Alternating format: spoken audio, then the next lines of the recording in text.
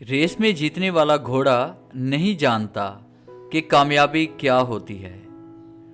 वो दौड़ता है तो सिर्फ अपने मालिक से मिलने वाली तकलीफ की वजह से। तो आपको कभी भी अपने आप को तकलीफ में पाओ तो समझ जाना कि तुम्हारा मालिक यानी तुम्हारा खुदा चाहता है कि जीत तुम्हारी ही हो। लोग कहते हैं पैसा बचा कर रखो, बुरे वक्त में काम आएगा। मैं कहता हूँ खुदा पर भरोसा रखो, बुरा वक्त आएगा ही नहीं। पता नहीं कैसे परखता है मेरा खुदा मुझे, इम्तिहान भी मुश्किल लेता है और हारने भी नहीं देता। मैं जानता हूँ मैं कुछ तो हूँ, क्योंकि मेरा रब कोई भी चीज़ बेकार नहीं बनाता।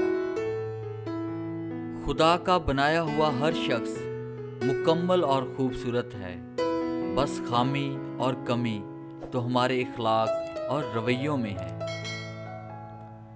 जब आप खुदा से मोहब्बत करते हैं तो खुदा आपके दिल में सिर्फ उन्हीं लोगों को बसने देता है जो आपकी मोहब्बत के अहल हैं।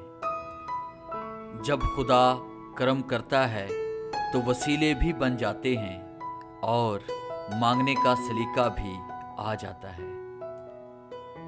सिर्फ खुदा ही है जिस पर उम्मीद रखो तो अंधेरे में भी रास्ता निकल आता है। खामोशी एक ऐसी इबादत है, फरिश्ता जिसे लिख नहीं सकता, शैतान इसे बिगाड़ नहीं सकता और इस रब के सिवा कोई इसे जान नहीं सकता।